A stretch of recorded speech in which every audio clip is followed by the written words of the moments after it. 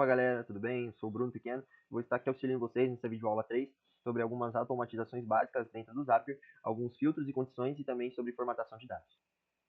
Bom, nós sabemos então que o Zapier ele é uma ferramenta poderosa para poder nos ajudar, né, e nos auxiliar nessa automação de tarefas repetitivas e que nos levariam, né, a gastar um certo tempo fazendo algo que nós podemos tornar automático, né, e dessa maneira, tornando automático, ficaria tornando muito mais prático, né, e simples de se realizar. Dentro do Zapier, nós temos como princípio, né, o Single Step Apps, que seria basicamente uma forma de você poder criar um Zap, como é conhecido dentro dessa plataforma, onde através desse Zap você consegue configurar um gatilho para que ao aquele gatilho ser acionado, dispare uma ação para que realize, né, algo que você esteja querendo fazer, ou dispare uma função, ou um alvo, né, um alvo principal que você queira chegar através do acionamento daquele gatilho. Então, é uma abordagem ideal para reduzir a complexidade, principalmente quando nós estamos iniciando nesse mundo da automação. Então, é de suma importância para que a gente consiga desenvolver bons, desenvolver bem, né, essa nossa nova ferramenta que nos ajudará, né, nessas automações, a fazer essas automações e diminuindo a complexidade, nos facilita para tarefas mais simples. Nós conseguimos realizar tarefas mais simples de maneira mais dinâmica e automaticamente nos ajuda, né, nesse início dentro da plataforma. Então, um exemplo prático, por exemplo, é se nós estamos capturando leads para o nosso negócio e nós podemos configurar um Zap para que sempre que um novo lead ele for adicionado, na sua planilha, um e-mail, né, de boas-vindas seja disparado para ele automaticamente, como está aí no exemplo prático. Então, isso facilita bastante a nossa vida, né, essas automações simples e rápidas, né, através do Zapier. Bom, além disso, nós temos o uso de formulários, já que integrar formulários com o Zapier é uma maneira muito eficaz de se coletar dados, já que você consegue integrando dentro do Zapier com os diversos aplicativos que a plataforma disponibiliza para estar fazendo essa conexão, você consegue acoplar o formulário junto com essas ferramentas e facilitando então a coleta das informações e dos dados que estão vindo através daqueles forms. Então, um exemplo prático seria, por exemplo, se nós temos uma inscrição para um evento e ao criar, né, essa integração com o Google Forms, nós, né, podemos configurar para que o Zap ele adicione automaticamente, assim que uma nova resposta for disparada naquele Forms, ele adicione, né, o nome daquela pessoa em uma planilha no Google Sheets, ou o nome, ou todos aqueles dados que foram passados e tudo mais. Né? Nós conseguimos fazer isso de maneira simples, criando apenas um Zap para poder direcionar este fluxo, né? Criar este fluxo de trabalho automatizado, né? Além disso, o envio de notificações, já que as notificações elas são essenciais para poder manter a equipe e todo o time, ou você mesmo, informado sobre tudo aquilo que está acontecendo dentro, né, do seu sistema de automação. E o Zapier ele permite configurar essas automações que enviam notificações rápidas e instantâneas para os aplicativos de comunicação, como por exemplo o Slack, que está aí descrito no evento, descrito no slide, melhor dizendo, e facilita bastante o nosso desenvolvimento, já que você consegue ter em tempo real ali notificações sobre tudo aquilo que está acontecendo no fluxo da sua automação. Um exemplo prático seria, vamos dizer que você queira ser alertado sempre que chega um novo e-mail na sua caixa de entrada. Então você pode criar um Zap para que dispare nessa notificação via Slack e chegue assim para você uma notificação sempre que você receber um novo e-mail ou algo do tipo. Nós veremos tudo isso de maneira mais simples e didática no nosso exemplo prático. Mas agora falando um pouco sobre os filtros e condições do Zapier. Nós sabemos que os filtros e condições eles são de suma importância para poder filtrar aquilo que realmente é necessário, aquilo que nós queremos que realmente passe para o nosso sistema. Então nós podemos ver aí que as aplicações dos filtros elas são de suma importância para que a gente chegue até o alvo final com aquele dado que a gente realmente quer, né, que esteja ali no nosso alvo final e não dados aleatórios ou dados faltando alguma parte daquilo que nós queremos ou pretendemos usar. Então, os filtros eles servem justamente para isso, para que esse fluxo ele não aconteça, né, caso aquilo que nós especificamos no nosso filtro não esteja correto. Aqui estão alguns passos simples de como configurar o filtro, mas nós veremos de maneira mais didática e clara, né, dentro do nosso exemplo prático, mas está um guia visual, né, para que vocês possam compreender e também aplicar na tarefas de vocês. Bom, exemplos de uso dos filtros, nós podemos dizer, por exemplo, se nós queremos ter um e-mail de confirmação personalizado, onde, ao receber a resposta, nós queremos apenas que as inscrições que estão com status igual aprovado, elas sejam confirmadas, né? Envie um e-mail ali de que a confirmação do evento, que a presença dela foi confirmada, nós queremos apenas se o status for aprovado. Então, nós podemos usar filtros para poder fazer isso. além das notificações de vendas, já que se nós queremos notificar o nosso time de uma nova venda, de uma nova compra ou algo que aconteceu dentro do nosso sistema, ao realizar isso, através de um Zapier, usando um filtro também, nós conseguimos dizer qual foi o valor da venda, se foi um total, foi superior a 100, ou que nem tá aí, né? Nós conseguimos colocar um filtro para dizer acima de qual valor que eu quero que a venda me seja notificada, e essas coisas, né, dentro do Zap. Além disso, nós também conseguimos fazer o gerenciamento de tarefas, já que nós conseguimos disparar através de filtros, usando, por exemplo, a data de vencimento, nós conseguimos saber se uma tarefa está perto de vencer ou não, e assim disparando um evento para que nós consigamos realizar essa tal tarefa antes de que a data dela expire e nós não consigamos mais realizar. Então é basicamente isso, né, alguns exemplos práticos do uso de filtros dentro do Zapier. Agora falando um pouco de formatação de dados no Zapier, é uma ferramenta também muito útil e poderosa dentro do Zapier, uma vez que você consegue formatar os dados antes de chegar no seu alvo final. Então talvez você queira fazer uma manipulação, porque você quer salvar os dados de outra maneira, sem ser daquela forma que está sendo recebido, e você quer salvar isso de maneira diferente. Então você consegue colocar ali um formato para poder estar manipulando.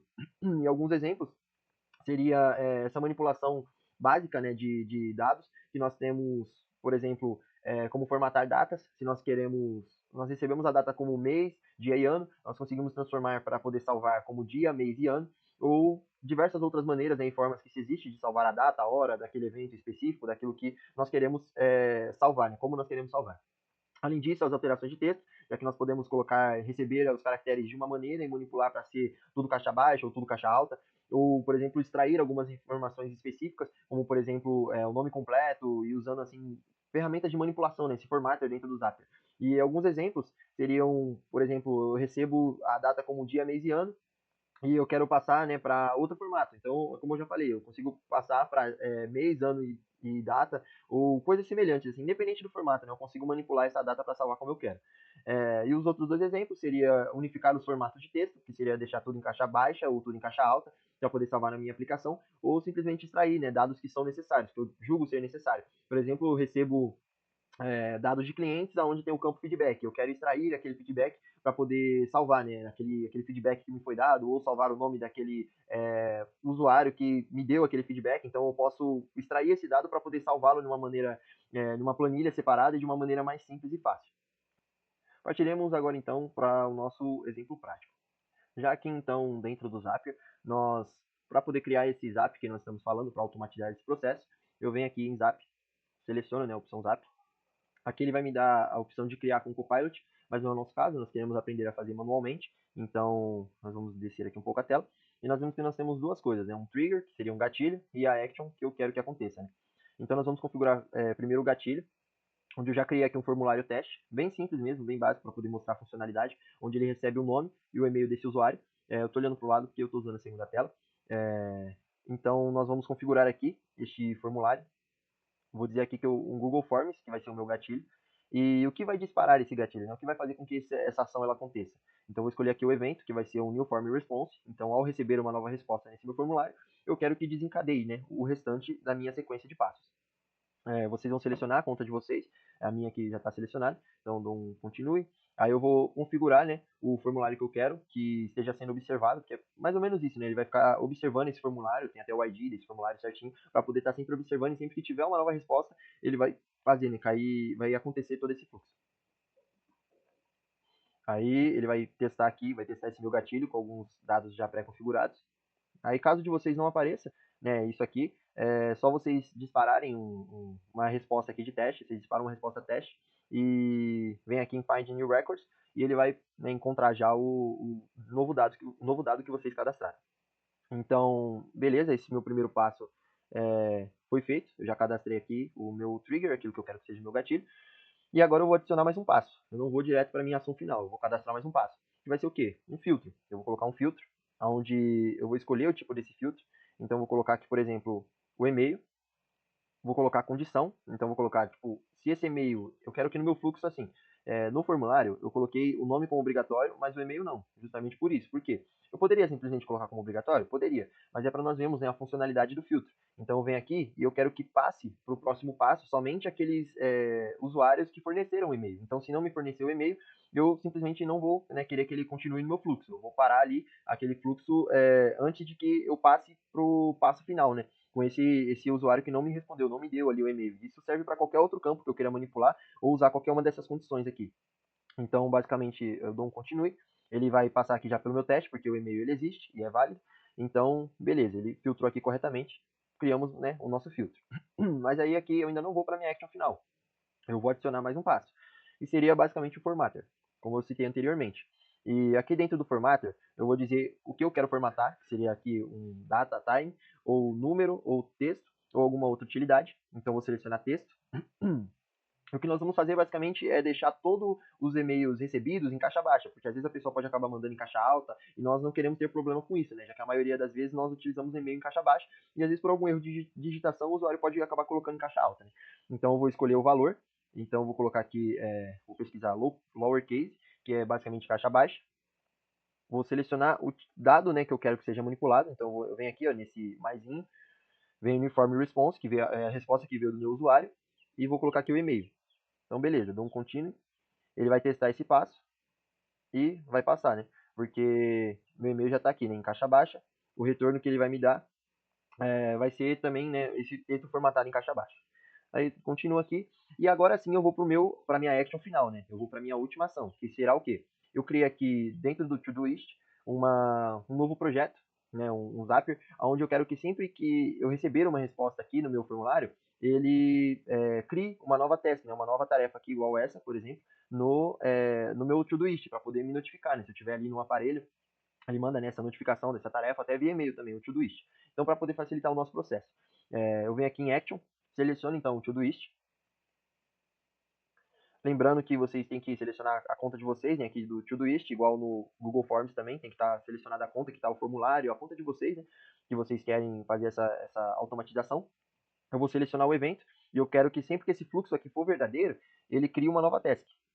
Então, eu vou colocar aqui, ó, create task, beleza? Aqui eu vou passar o nome do projeto, então vocês vão ver que ele vai pegar os meus projetos que estão criados aqui, né, minha caixa de entradas, estudos, Zapier Test e o Zapier. Então eu vou selecionar, né, o Zapier, já que ele possui um ID. Vou colocar um título, então vou colocar, por exemplo, Form Response, ou Response, né, resposta, vou colocar em português mesmo, resposta de Forms. Aí vou colocar o nome, por exemplo, desse usuário, para mim saber, vou colocar em chaves para poder diferenciar aquilo que veio do usuário e aquilo que é meu. Então vou colocar aqui o nome do usuário e nas notas aqui eu vou colocar, por exemplo, o nome o e-mail, né, que esse usuário me passou.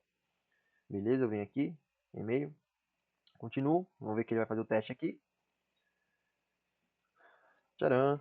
Daqui a pouco ele deve criar, já chegou, foi super rápido porque eu passei como teste, tá vendo? Ele já criou aqui o nome do meu usuário direitinho e aqui, né, nas notas o e-mail e o e-mail do usuário. Então, beleza, eu vou publicar agora esse meu zap. Vou publicar para que ele fique no ar, né, disponível. Então, beleza. Esse meu processo, go to my zaps. Esse meu processo foi automatizado. Se eu olhar aqui, ó, eu olho sempre o zap que está ativo, né, então quer dizer que ele está funcionando. E agora nós vamos para os testes. Eu vou criar aqui, por exemplo, um com o meu nome, Bruno. Vou colocar aqui um bruno, arroba, gmail.com. Vou enviar essa resposta. Não cai na mesma hora, não é automático, tá bom? Então ele demora um pouquinho até que a resposta caia aqui. Mas enquanto isso, nós vamos criar um outro formulário. Vamos passar aqui, por exemplo, José, e eu vou passar o e-mail vazio. Vocês vão ver que essa resposta não vai cair no meu Todoist, justamente pelo fato de que ela não contém o e-mail. E no meu filtro, eu falei o quê? Eu falei se o e-mail existe. Então, caso ele não passe o e-mail, não vai cair aqui, né? Posso esperar o tempo que for. Podemos ver aqui que o Bruno já caiu. Então tá aqui, ó, direitinho. Né, já caiu, mas o José ele não vai cair. Eu posso até recarregar aqui a página. Não vai cair justamente por quê? Porque não passou pelo meu filtro. Então não foi aprovado esse dado. Né? Então podemos ver que o filtro funcionou. Mas aí eu vou criar aqui um novo, por exemplo, Jonas, e vou passar com letra maiúscula.